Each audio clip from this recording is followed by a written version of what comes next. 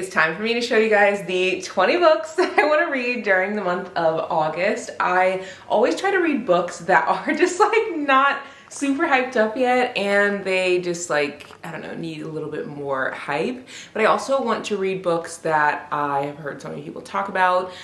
And yeah, so we have a pretty good mix here. I also feel like this is the first month where I will be really reading a lot more than just romance. I feel like the last 3 months or so have been primarily romance. I literally think my wrap-ups are like fully romance, and I don't know, I feel like going into fall I want to add in a few more like different types of books. So comment below what book you guys are most excited to read, and let's just get into this. We are going to start off with showing the contemporary fiction books that I want to read in August, and I think these are the books that I'm most excited about just because I don't know, I've fallen in love with reading contemporary fiction after realizing that there are some books that have like a romance subplot, and that's like what I enjoy the most since I am a romance girly. I really want to read The Girls Who Grew Big by Layla Motley. This is the same author who wrote Night Crawling, and I feel like that book is just one I will never forget. It is so heartfelt, it is so deep, it'll make you cry. It's one of those books that makes you see the world a little bit differently, and this book I feel like is going to be no different. Layla Motley is just an incredible writer, and I feel like she knows how to share like the reality of life and how hard it can be just in her writing. This is about a girl who I'm pretty sure is like 16 and pregnant, or she's just like a teenage mom, and it says it's an astonishing novel about the joys and entanglements of a fierce group of teenage mothers in a small town on the Florida Panhandle. It says that The Girls Who Grew Big depicts the shifting sands of these friends' secrets, betrayals, and confirms Layla Motley's promise by offering an explosive new perspective on what it means to be a young mom. Really excited for this one. It just came out, and I haven't been really following up with her writing since Night Crawling, so I didn't know if she'd written anything else, but I've seen this in bookstores front and center, so I had to grab it. I also really want to read Evie Drake Starts Over. I think this is going to be a good segue between a romance and a contemporary fiction type of vibe, because it's about a girl who is in a sleepy town of Maine. She just lives a quiet life, or so it seems. She's widowed, and then she ends up meeting former Major League pitcher Dean Tenney, and I think they end up connecting in some way. And it says it's a joyful, hilarious, and hope-filled debut. Evie Drake Starts Over will have you cheering for the two most unlikely comebacks of the year and will leave you wanting more from Linda Holmes. I've never read anything from this author, but I feel like this book is going to give the feels that I got when I read The Wedding People, in the sense that it's heavy romance, but also heavy friendship and family and life and all those things. I really thought about putting another book by the author who wrote The Wedding People, just because I really love that book so much, but I think I'm gonna wait just a little bit more before adding a book by that author, because sometimes I feel like if I read one book by an author and I'm obsessed with it, sometimes I put the next book that I read by the same author on too high of a pedestal, and I don't want to do that. So I'm gonna wait just a bit more to add that to my TBR, maybe in September. And I also want to read People of Means by Nancy Johnson. This just looks like a really good book. It's by a Black author, and it says 2 women, 2 pivotal moments, 1 dream for justice and equality.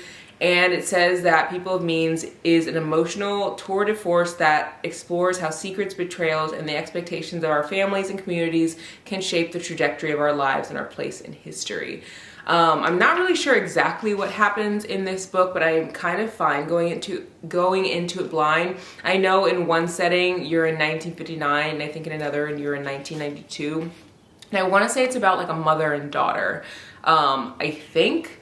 So yeah, my mom was actually born in 1959, and I was actually born in 1992, which I think is so interesting, because that's the time frames in these stories. So it'll be interesting to see what this one is about. And then I also really want to read Broken Country. I've heard nothing but good things about this book. It's by Claire Leslie Hall. I'm pretty sure it's about a girl who is married, but I think she is still in love with someone else or something like that.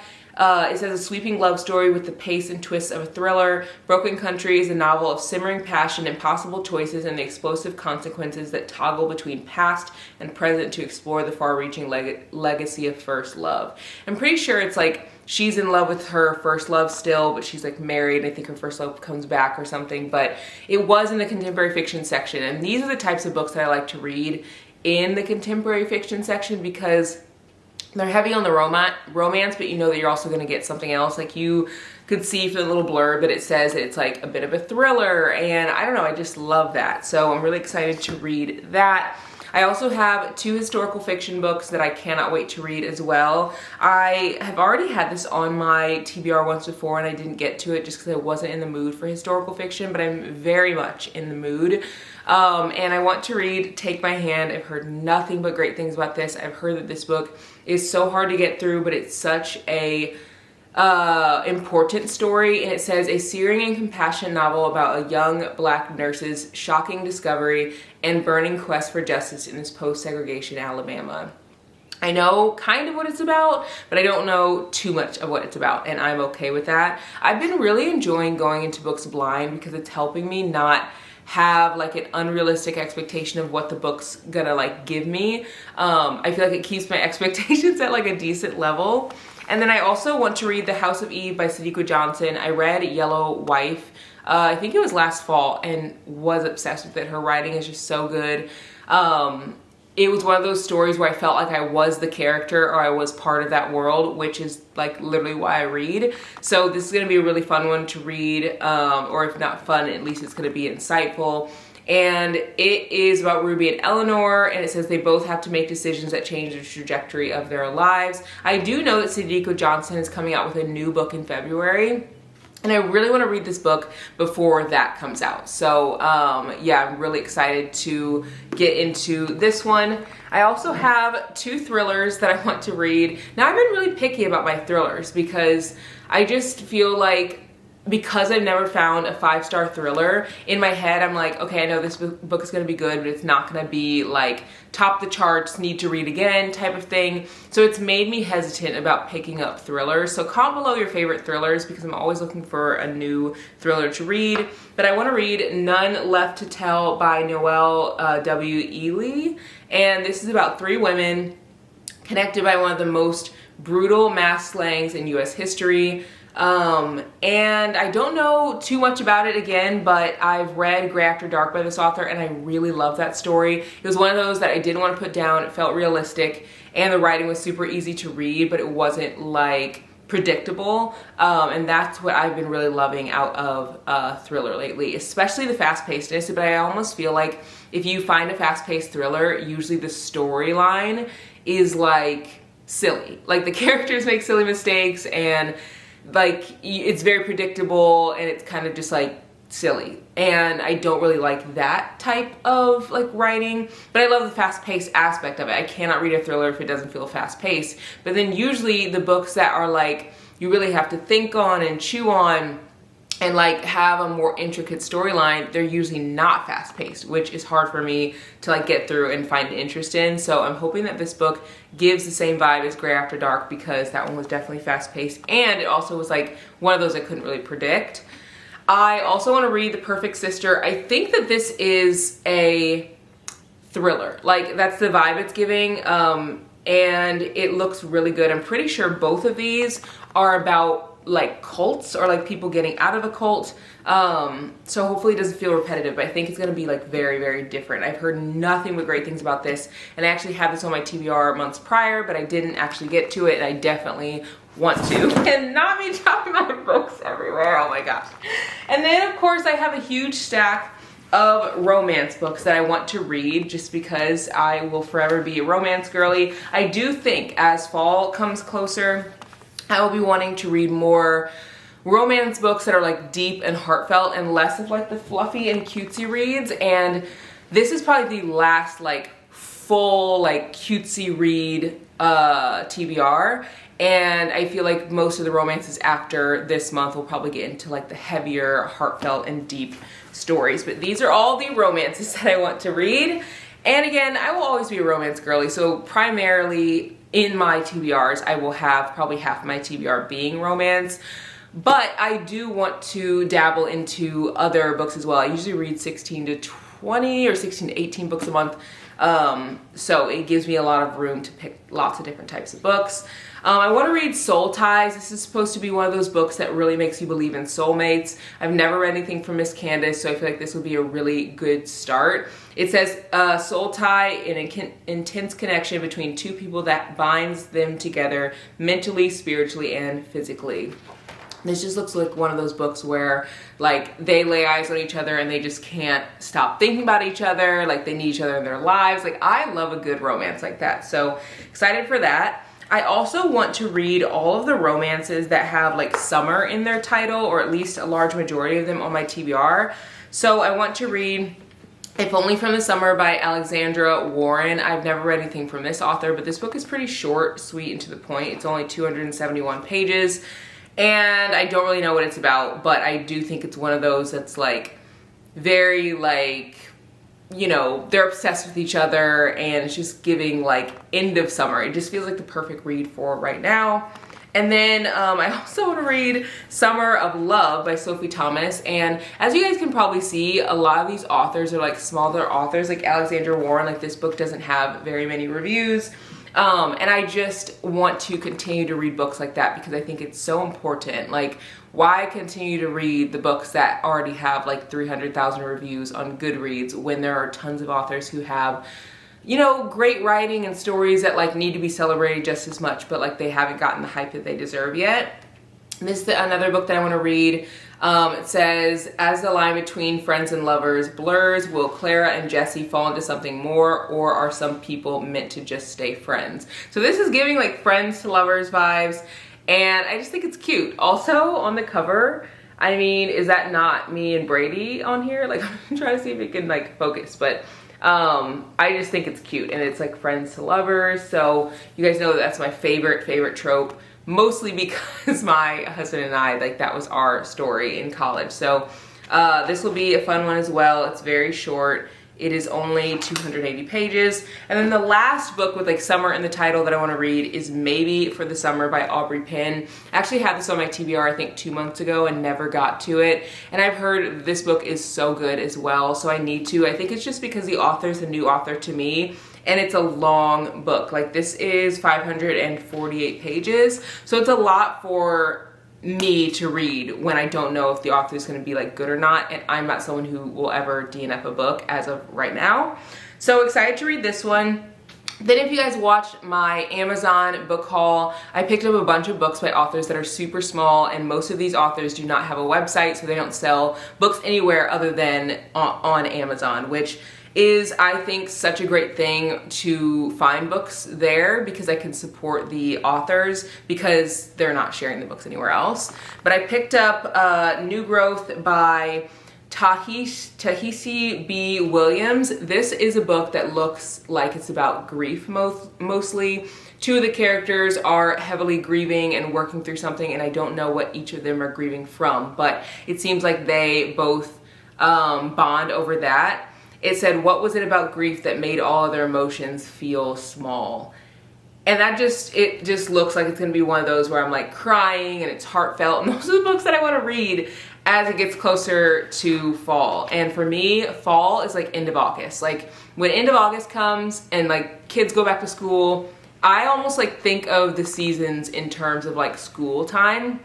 Like when kids are let out in like mid-May, that to me, we're in summer. Like, and people will be like, oh, that's spring. No, like mid-May, into May, you're in summer starting. And really, I don't think the first day of summer is until like June 20th or something. Like no, June 20th, you're in summer. Like you are in it. And that's how I feel about fall. Like fall doesn't truly like start, I don't think, like the first day of fall isn't until like September 20th. But to me, fall is like end of August. And then I also really wanted to read Sideline. This looks like a book that is going to be so fun for summer. As you guys can see, there's like a sunset. She's catching a football. And this is a dual POV spicy rom-com with banter and tension that will make you kick your feet and giggle. That's literally what it says on the back. he's a professional football player and he falls for a cheerleader. I mean, what more do we need out of a romance? And also the words are huge in this. I feel like it'll be super easy to read. It's about 350 pages. And then I want to read It's a Win for Me. This is another book that was in that haul. It's by Clarissa May. It's about a football player. And he's like the star quarterback and she's a hopeless romantic. She loves books. She always keeps her nose in a book. And her childhood best friend is Caleb. So another friends to lovers story that I feel like is going to be so good. Again, all three of these books that I've mentioned, they don't really have a ton of reviews. So I'm excited to read them. And then the last book that came from that haul that I want to read is The Lies Always Told by Amber Cardova. It says, I'm falling for a man I'm not supposed to want and no one can never wait, and one I can never have. So maybe this one is like a forbidden romance. I don't really know why it's forbidden, but I'm totally fine going into it somewhat blind. Oh my gosh. We're getting ready to leave for London, like literally today. And I stayed up like so late for me, I guess, but pretty late packing last night. And I'm like trying to finish up all the work things. So I am a little tired. So I apologize for not being a robot and yawning because I know the yawn police do not like when I yawn. But I always leave it in there just because, I don't know, there's like something weird to me about like feeling the need to make people and videos and like content be so perfectly like produced. Like, no yawning, no coughing, no like, you know, breaks, no ums, no likes, no ands. Like that to me is just like very much weird. So anyway, I'm really excited to read this one. This is the last book that was in that haul. I also did some book shopping in Chicago and I ended up going to 4 bookstores and I shared a whole video where I went to these indie bookstores. There were 3 indie bookstores, 2 were Black owned, 2 were romance only, and then I also went to the like biggest Barnes & Noble in Chicago. So if you haven't watched that video, it was literally like the last video before this one. Go and watch it. But I want to read Shadowed Obsession, and this is one of the books that was in that haul. I kind of started it, and by started I mean like opened it to the pages and like finished the content warnings and like, you know, got past the playlist and got to like the very first page. So technically I was like 18 pages in, like that literally took 20 pages, like all that stuff. But I got into it like, and just like literally got to that first page and I was like, I need to wait on this because I didn't think at the time I was in the mood for like a spicy read, and I have to be when reading this because this is literally a dark romantic comedy. So I want to put it down and then pick it back up when I know I'm in like a spicy mood. So I want to put it on my TBR for this month versus trying to read it after reading a bunch of rom-coms back to back to back. I feel like this is going to be a good one. Evelyn Lay wrote Elevator Pitch and I really love that one. It was very swoon-worthy. It was funny, but it was super long, I will say. And this one's a little bit shorter, which is kind of nice because the other one I think was like over 500 pages and this is only 326. It does, I read all the content warnings, it does have a lot of stuff in this, so it is definitely a dark romance for sure, but I think because it's a dark romantic comedy, it's going to be a nice balance for me. But I do want to try to read some dark romance. I'm not like a dark romance girly, but I feel like sometimes I write it off because I assume that it's just going to be like not my vibe, and like maybe it won't, but like I haven't really tried it to figure out if I like it or not. Really the only dark romance I've read is Butcher and Blackbird. That's what I was gonna say. The only book I've read is like Butcher and Blackbird. But I don't know. It was not my cup of tea, mostly because of like what was in it. But it was a romantic, like dark romance, like romantic comedy thing. So I know some people have like said that it's not really dark romance, and then some people have said that it is. To me, it kind of felt like it was, but I need to read like a true dark romance to figure out what I actually like. So this is like a good segue into that realm. I also want to read Because of Us by Nina Arida. This is a book that I shared in my physical TBR video. I had and have so many books on my physical TBR, and I'm currently building my dream home library in our basement. They're almost finished with it. So whenever I get back from London and Amsterdam and all of the Europe hopping, it will be fun to show you guys that because I'll be able to set it up. But one of you guys actually commented and you're like, please read Because of Us, it's so good. And I was like, you know what? I will. I'm putting it on my TBR. All I needed was one person to tell me that it was good. And it says, he was my first love. He was my twin brother's best friend. He is my undoing. That just sounds like the type of book that I'm going to absolutely eat up. And then I want to read A Worthy Love by A.E. Valdez. I read Colliding with Fate by this author and loved it. And I also read All I Wanted, All I Needed by this author and didn't really love it. So I almost feel like I didn't like All I Wanted, All I Needed because it's like a novella size. And I just am not really the biggest fan of novellas. Whereas when I read Colliding with Fate, it's about this size. It's pretty like thick. And so it was easier for me to really get fully immersed into the story. So I think that these are the type of books and like size I need for this author. And I've heard nothing but great things about this book. It's less than 500 pages, but like right at the cap there. And it just looks good. It says, will her worst nightmare and his complicated past ruin what they're building, or can they lean on one another to make it through?